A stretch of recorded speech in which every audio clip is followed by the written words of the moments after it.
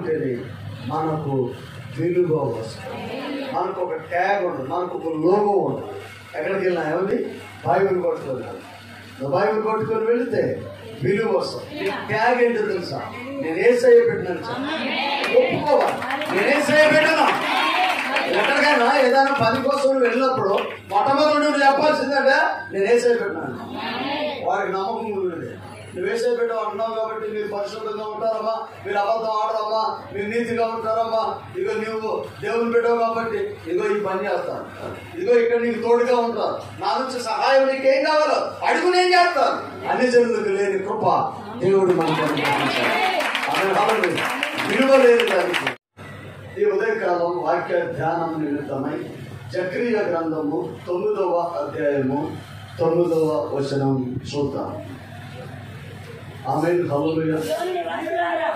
సియోను నివాసులారా బహుగా సంతోషించుడి, యెరూషలేము నివాసులారా ఉల్లాసముగా ఉండుడి. ఈ రాజు నీతిపరుడును రక్షణ గలవాడును దీనుడనై గాడిద పిల్లను ఎక్కి నీ యొద్దకు వచ్చిస్తున్నాడు. 2024 సంవత్సరాల క్రితం యేసు ప్రభు వారు యెరూషలేములోనికి ప్రవేశిస్తున్న సమయం ఒక ప్రత్యేకమైన సమయం. యెరూషలేములోనికి ప్రవేశించడానికి గల కారణాలు, ప్రవచనాలు నెరవేర్పే యెరూషలేములోనికి ఆయన ప్రవేశిస్తాం అయినది చాలా జాగ్రత్తగా గమనించారు. యేసు ప్రభు పుట్టుకకు ముందు 300 సంవత్సరాల క్రితం, సుమారుగా 3 నుండి 350 సంవత్సరాల క్రితము జకరియా అనే ప్రవక్త ప్రవచించిన మాటను మనము చదువుకున్నాం. సియోను నివాసులారా బహుగా సంతోషించుడి, యెరూషలేము నివాసులారా ఉల్లాసముగా ఉండుడి. ఎందుకు ఈ మాట మాట్లాడుతున్నాడంటే, ప్రియ దేవుని బిడ్డలారా, అప్పటికి దేవుని ప్రజలకు నెమ్మది లేదు, విడుదల లేదు, సమాధానం లేదు. యుద్ధాలు, కరువులు, భయంకరమైన క్షేమము, భయంకరమైన దేవుని బిడ్డలారా శ్రమలు ప్రజలు అనుభవిస్తూ ఉన్నారు. వారి యొక్క ఉద్దేశం ఏంటంటే ఒక విడుదల మాకు కావాలి అని ఆలోచన చేస్తూ ఉన్నారు. ఆలోచన చేస్తూ ఉండగా ప్రభువు వారితో మాట్లాడుతున్న ఒక అద్భుతమైన మాటని మనం చదువుకున్నాం. సియోను కుమార్తె నివాసులారా బహుగా సంతోషించుడి, యెరూషలేము నివాసులారా ఉల్లాసముగా ఉండు. అంటే సంతోషించుడి, ఉల్లసించుడి అని మాట్లాడుతున్నాడు. ఎందుకు అంటే దేవుని బిడ్డారా వాళ్ళలో సంతోషం లేదు, వాళ్ళలో దేవుని బిడ్డారా సమాధానం లేదు. అందుకనే ప్రభు వారు మాట్లాడుతున్నారు, మీరు ఉల్లసించే రోజు ఉంది, మీరు సంతోషించే రోజు రానే వచ్చింది. ఒక వ్యక్తి, ఒక కుటుంబం పేదల్లో ఉన్నప్పుడు, ఒక కుటుంబం బలహీనతలో ఉన్నప్పుడు, ఒక కుటుంబం దుఃఖంలో ఉన్నప్పుడు, ఒక వ్యక్తి దేవుని బిడ్డారా ఎంతో శ్రమలో ఉన్నప్పుడు అతడు ఎలా సంతోషించగలడు, అతడు ఎలా ఉల్లసించగలడు, అతడు ఎలాగ దేవుని బిడ్డారా ఎలాగా ఆ యొక్క సమాధానంతో ఉండగలడు. అయితే దేవుని బిడ్డ మాట్లాడుతున్న మాట ఏంటంటే, మీరు సంతోషించే కాలం వచ్చింది, లేక వచ్చి ఉన్నది. ఏ కాలం అంటే నీ రాజు. అంటే ఇప్పటి వరకు సౌలు మొదలుకొని అనేక మంది ప్రజలు ఈ యొక్క మిమ్మలను పరిపాలన చేశారు. వారిలో ఎవరు కూడా నిస్వార్థంగా పరిపాలన చేయాల. స్వార్థము, అసూయ, యుద్ధాలు, పగ, ప్రతీకారం, దాస్యత్వంలోనికి వెళ్ళిపోయారు, పట్టబడ్డారు. ప్రియ దేవుని బిడ్డ, మీలో నెమ్మది లేదు. మీరు ఎదురు చూస్తుంది ఏంటంటే ఒక విడుదల కోసం ఎదురు చూస్తూ ఉన్నారు. ఆ విడుదల రానే వచ్చింది.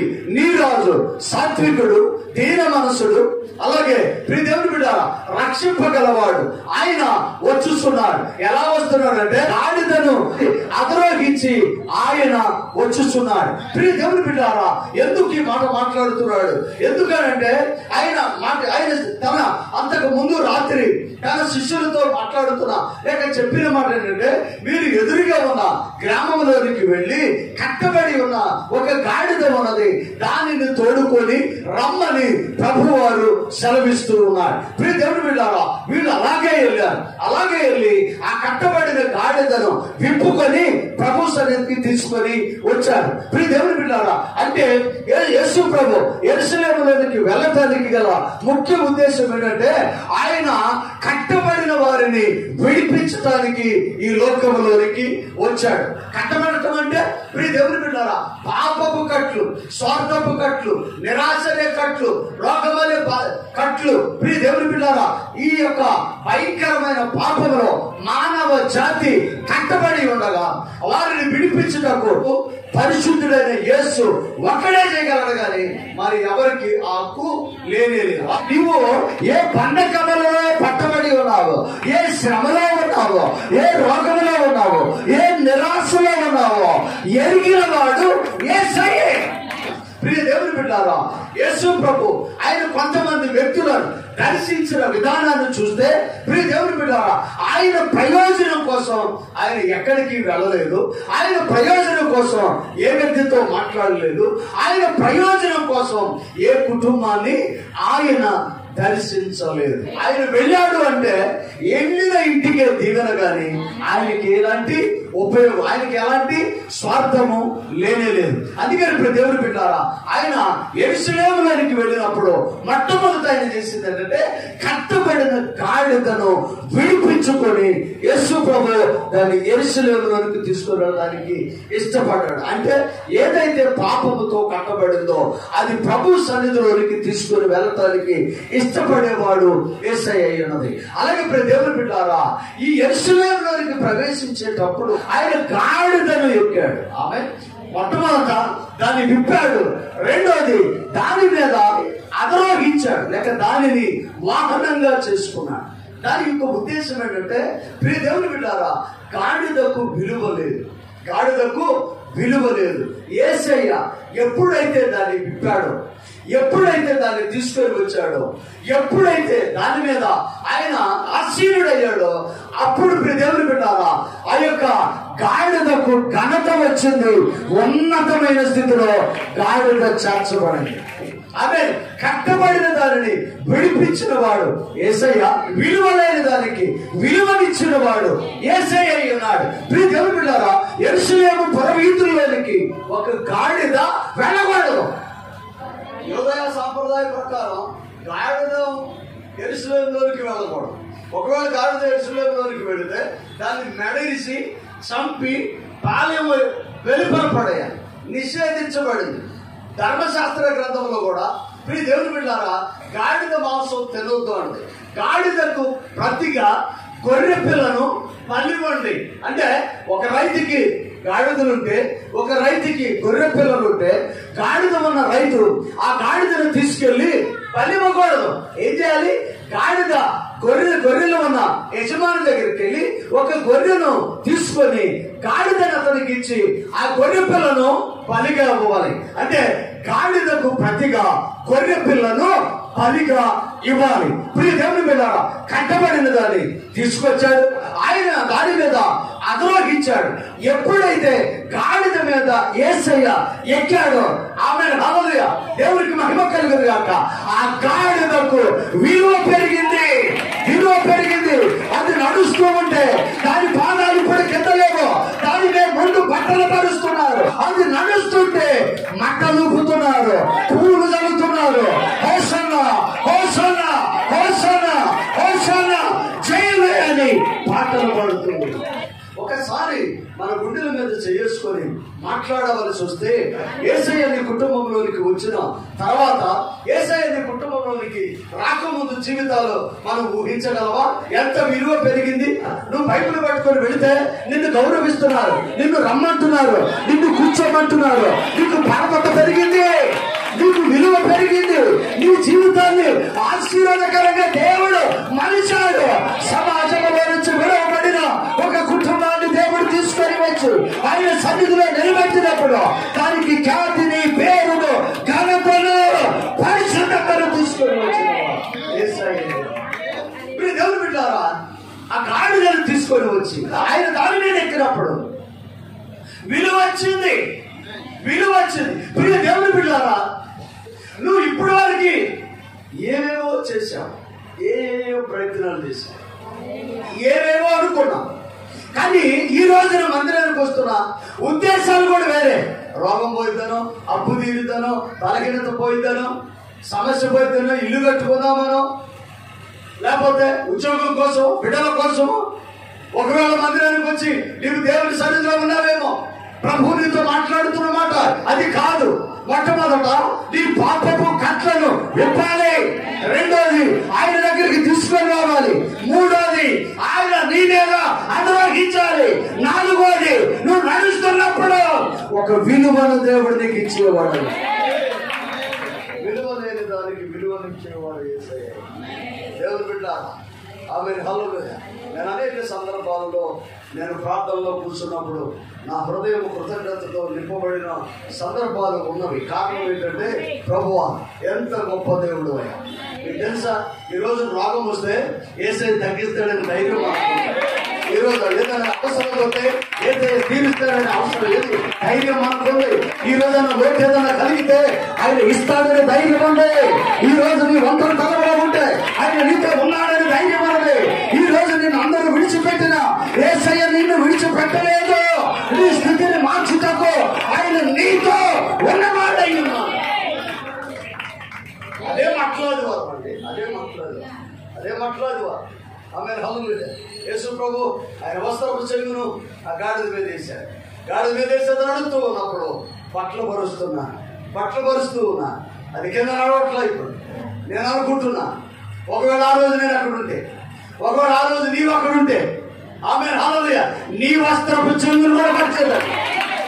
ఆ రోజు నువ్వు అక్కడ ఉంటే హోసన్నా, ఆ రోజు నీవు అక్కడ ఉంటే జయమే, ఆ రోజు నీవు అక్కడ ఉంటే దేవుని సన్నిధిలో తన్మయించి సంతోషించేవాడు. ఒకటి కట్టబడి ఉన్నది, రెండోది నిషేధించబడింది, విలువ పెరిగింది, మూడోది యెరూషలేము ప్రవేశం.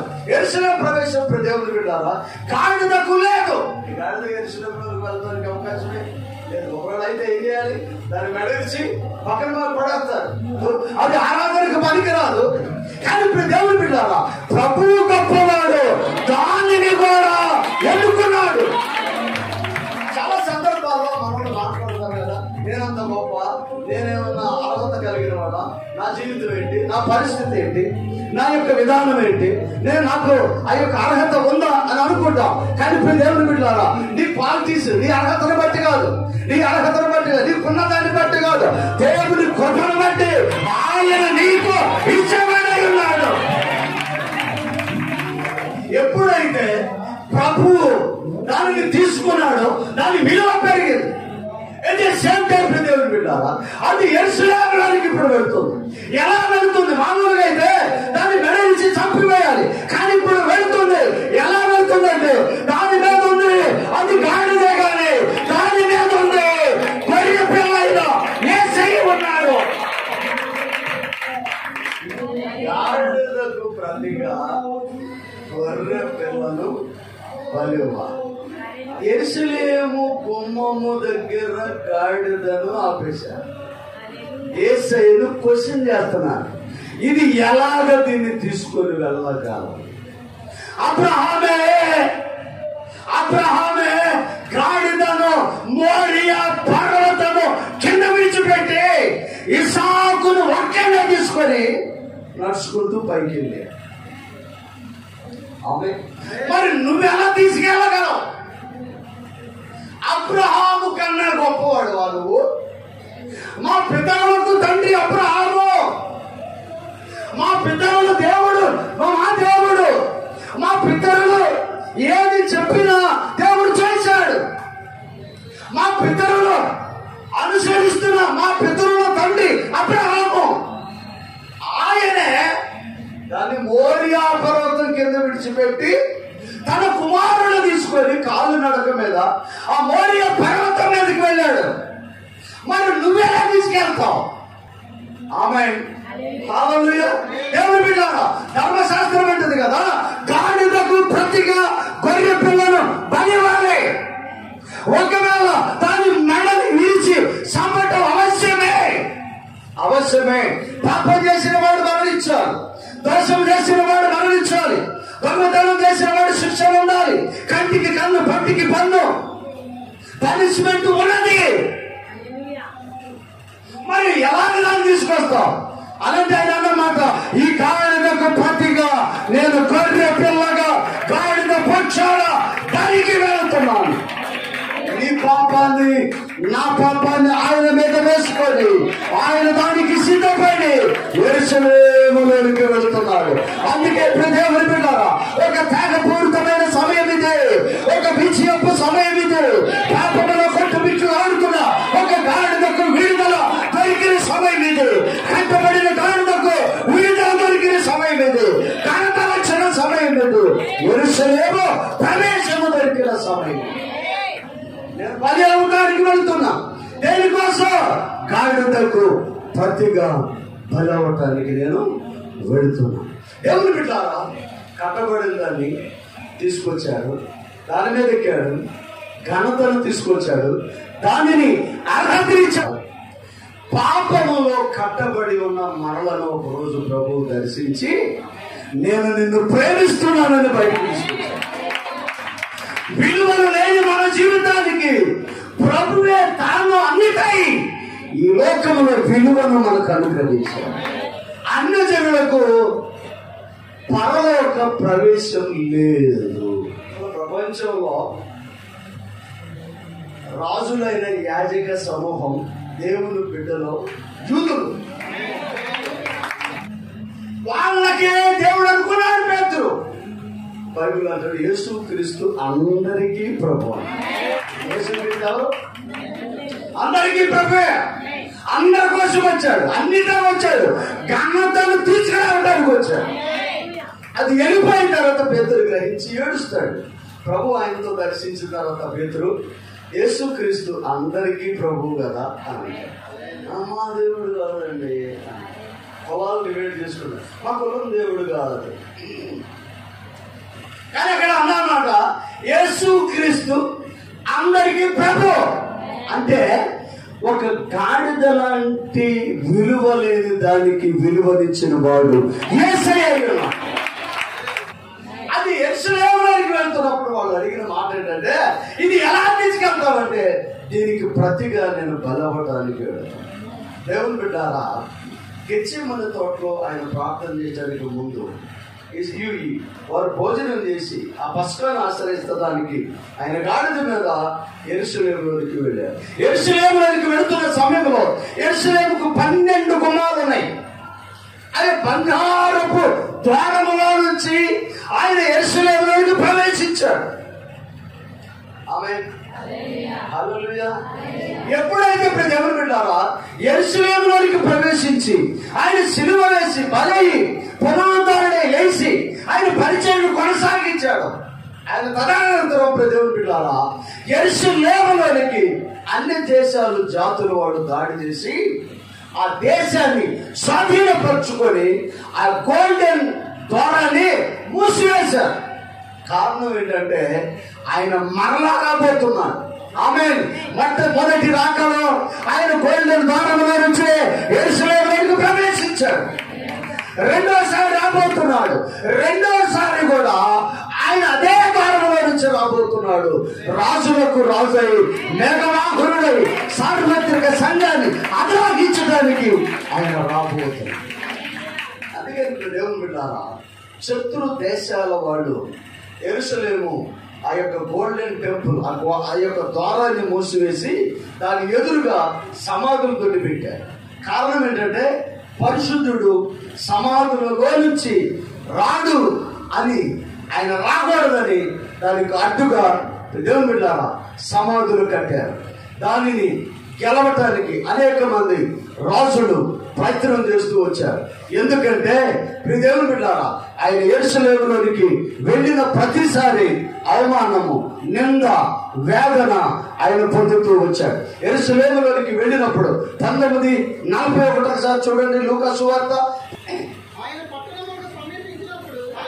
దానిని చూసి దాని విషయమై ఏడ్చి నీవును ఈ దినమందైనను సమాధాన సంబంధమైన సంగతులను తెలుసుకొని నీకు ఎంతో మేలు. ఈ దినమైన ఇదిగో నేను యెరూషలేములోనికి రాబోతున్నా. ఇప్పుడైనా నన్ను అంగీకరిస్తే, ఇప్పుడైనా నన్ను దేవుడిగా మీరు కొలిస్తే, ఇప్పుడైనా నేను ఎవరో మీరు గుర్తిస్తే, ఇప్పుడు ఇది మీకు సమాధానమే అని అంటాడు కదా. హేబేలు మొదలుకొని బారాకు ప్రవక్త వరకు యెరూషలేములో ఉన్న ప్రవక్తలందరినీ చంపివేస్తూ వచ్చింది యెరూషలేమా, కోడి తన బిడ్డలను రెక్కలలో దాయాలని అనుకున్న రీతిగా అనేక సార్లు నిన్ను నా రెక్కలలో దాయాలని నేను వచ్చాను కానీ నీవు లోబడలేదు. అది లోబడలేదు. ఈ రోజుకి కూడా అది లోబడలేదు. సమాధాన సంబంధమైన విషయాలు అది గ్రహించకున్నది. ఇప్పుడు అవి నీ కన్నులకు నీకు అర్థం కావు. దేవుడు బయలుపరిస్తే తప్ప, ఒక వ్యక్తి యేసు ప్రభు తను తాను బయలుపరుచుకుంటే తప్ప అది అర్థం కాదు. ఇప్పుడు నీకు అది అర్థం కాదు. కానీ ఒకరోజు రొమ్ము కొట్టుకొని ఏడ్చే రోజు రాబోతుంది.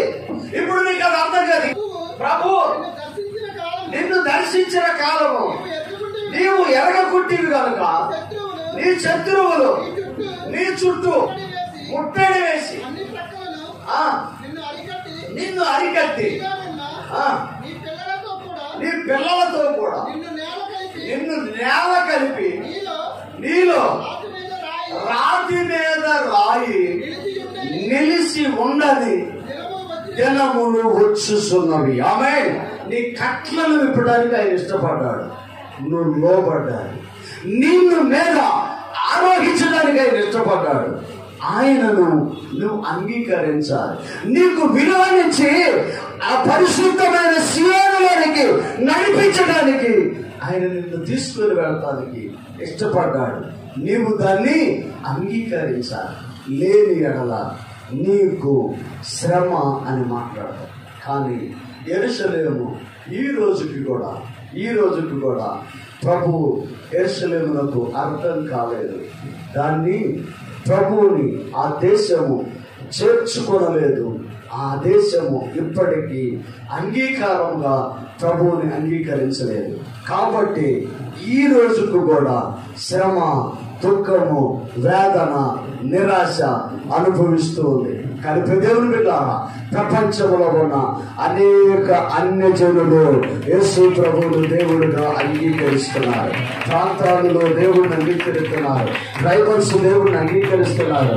పల్లెటూళ్ళు దేవుడిని అంగీకరిస్తున్నారు. అన్య దేశాలు దేవుడిని అంగీకరిస్తున్నారు. నిన్ను ఎరగని వారు దేవుడిని అంగీకరిస్తున్నారు. నీవంటే ఆ ఇష్టం లేని వారు కూడా నిన్ను అంగీకరిస్తూ దేవుని బిడ్డ ఎవరైతే ప్రభువు మనకి కావాలని అనుకుంటారో వారందరి ఇళ్ళలోకి ఆయన వచ్చి సమాధానమును ఆయన ఇచ్చేవాడు. సంగమా దేవుని పెట్టాలా. నా మాటలో చాలా జాగ్రత్తగా ఉంది. ఈ దినమైన సమాధాన సంబంధమైన వార్తను మీరు విని ఆయన్ని అంగీకరించిన ఎడల మీకు మేలు కలిగి కట్టబడిన దానికి విలువను తీసుకొని వచ్చారు. ఆ తర్వాత దాని మీద ఆయన అధిరోహించాడు. ఆ తర్వాత దాన్ని అర్హతను కలిగించాడు. ఆ తర్వాత దేవుని బిడ్డలారా, ఆయన యెరూషలేములోనికి వెళ్ళి ప్రపంచ మానవాళి విమోచన కోసం ఆయన తల్లిగా అవుటకు ఆయన సిద్ధపడినవాడు, ఇష్టపడినవాడు అయినాడు. ప్రియ దేవుని బిడ్డలారా, గాడిద శిక్షను గొర్రె పిల్లగా యేసయ్య తను తన భుజాల మీద మోసినవాడై ఉన్నాడు. ఆయన జీవితం మేలుల కోసం సమర్పించుకున్నాడు. కానీ ఆయన్ని గాయపరచుటకు, ఆయన అవమానపరచుటకు, ఆయన సిలువకు అప్పగించుటకు ఆయన మాకు వద్దు అనే ప్రజలు అక్కడ చూశాడు ఆయన. అందుకని యెరూషలేము వైపు చూసి ఆయన ఏడుస్తూ ఆయన మాట్లాడుతూ, యెరూషలేము కుమార్తెలారా, నా వైపు చూసి మీరు ఏడవద్దు. నా కోసం మీరు ఏడవద్దు, మీకోసం, మీ పిల్లల కోసం ఏడవద్దు. అక్టోబర్ 7వ తారీఖు దేవుని బిడ్డ విశ్రాంతి దినము జరుగుతూ ఉండగా యెరూషలేములోనికి ఉగ్రవాదులు హమాస్ వాళ్ళు ప్రవేశించి విచక్షణ రహితంగా దొరికిన వాళ్ళను దొరికినట్లుగా కాల్చివేశారు. రక్తపుటి ఏరులు ఆ రోజు ఆ దేశంలో ప్రవహించినవి. చచ్చిన వాళ్ళను 10-15 రౌండ్లు కాల్చి కాలుతో తన్ని బతికాడా లేదని చూసి అలాగా విచక్షణ రహితంగా వాళ్ళను చంపివేశారు. పిల్లలు లేరు, తల్లులు లేరు. భయంకరమైన శ్రమలో వాళ్ళు ఆ రోజు రాత్రి ఉన్నారు. నమ్మండి దేవుని బిడ్డారా, ఇప్పటికీ కూడా 130 మంది దాదాపుగా శరలోనే ఉన్నారు. కారణం ఏంటంటే మనకు దొరికిన రక్షణ వాళ్ళకు దొరకలేదు. అందుకనే దేవుని బిడ్డారా, మన వ్యక్తిగత ప్రార్థనలో యెరూషలేము రక్షణ కోసం ప్రార్థన చేయాలి. ఈ దినము సమాధాన సంబంధమైన సంగతులు నీవు తెలుసుకుని ఎడల నీకు మేలు జరిగింది. అయినా నీవు ఎరగవు, ఈ నేత్రములు ముయ్యబడినవి. దేవుని బిడ్డ ఆ మాటలో చాలా జాగ్రత్తగా గమనించారు. కొంతమంది వారి హృదయాలు ప్రభు వైపు తిప్పుతాం, ఆరాధనకు వస్తాం, మొద్దుబారిపోతాం, మోడుబారిపోతాం, వాక్యమును జీర్ణించుకోవాలి.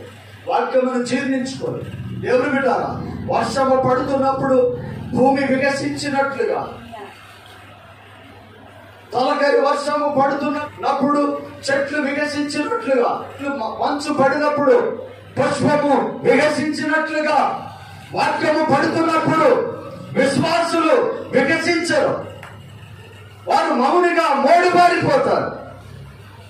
ఎలాంటి రుచిని, ఎలాంటి యొక్క స్పర్శను, ఎలాంటి యొక్క ఆహ్లాద స్థితిని వారు అనుభవించలేదు. ఆ రోజు యెరూషలేము ప్రజలు కూడా మొద్దుబారిపోయిన హృదయాలతో ఉన్నారు కనుక ఈరోజు వారు శ్రమలు పడుతూ ఉన్నారు. హోసన్నా హోసన్నా అని స్తుతులు పాడుతూ ఈరోజు మనం మట్టలు పట్టుకొని వీధుల్లో ప్రభువుని కనపరుస్తూ ఉన్నాం. దేవునికి మహిమ కలుగును గాక. ఆ రోజున ఆ గాడిద ఎడుతుంటే చూసి హేళన చేసిన వాడు ఈ రోజున ఇబ్బంది పడుతున్నారు. ఆ గాడిద మనము ప్రభువుని మైతానికి ఇష్టపడ్డాము కనుక ఈరోజు అన్యజనులమైన మనకు ఘనతను ప్రభు తీసుకొచ్చిన వాడు.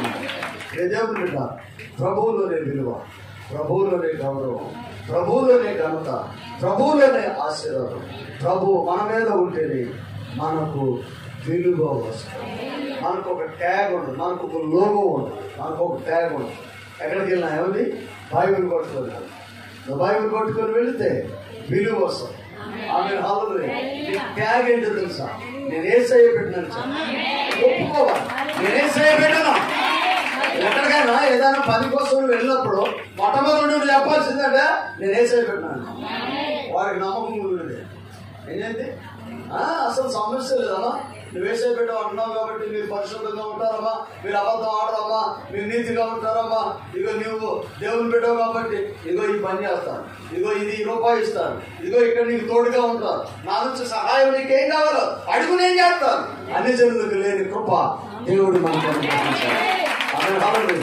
విలువ లేదు దానికి, కట్టబడిన దాన్ని విడిపించాడు, దాని మీద అవరోహించాడు, దానికి అర్హతను కలిగించాడు.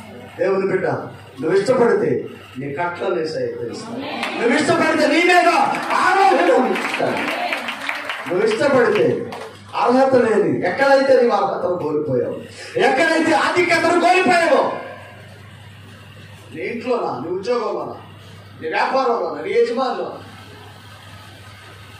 నీ భర్త దగ్గర, లేక నీ భార్య దగ్గర, నీ బిడ్డల దగ్గర, నీకున్న స్థితిలో నువ్వు ఏ అర్హతను కోల్పోయావో ప్రభు యువతతో మాట్లాడుతున్నాడు.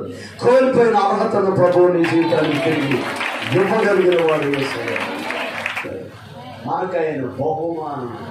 యేసు ప్రభు దేనికి వచ్చాడు? ఇవ్వటానికి వచ్చాడు. కానీ మనం తీసుకోవటానికి అర్హత కలిగి ఉండాలి.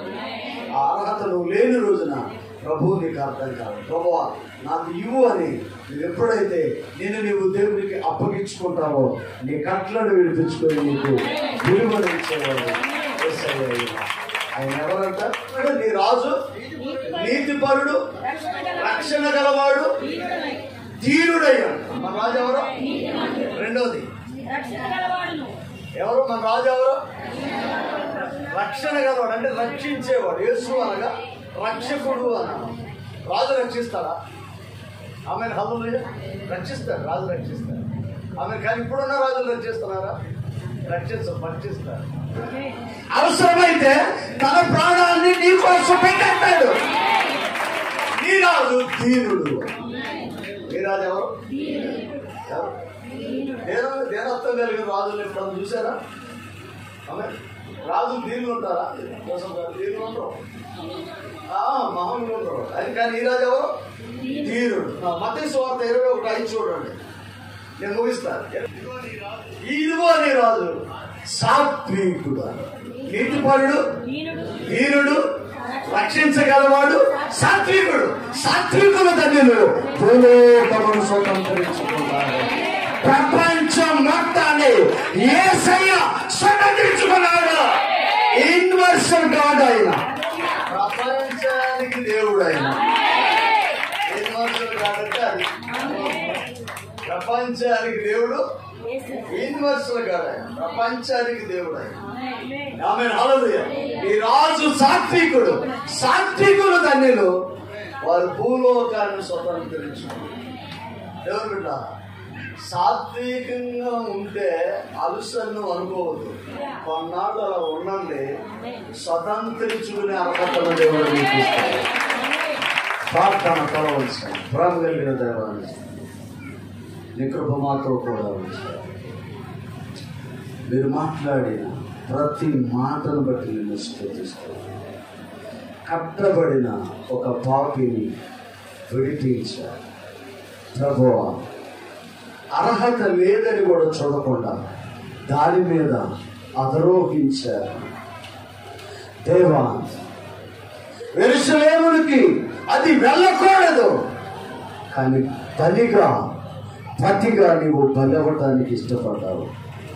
యెరూషలేము ప్రవేశ అర్హతను దానికి యేసయ్య, ఈ మట్టలాది వారం మా జీవితంలో ఎవరు కట్టబడ్డారో వారిని విడిపించారు.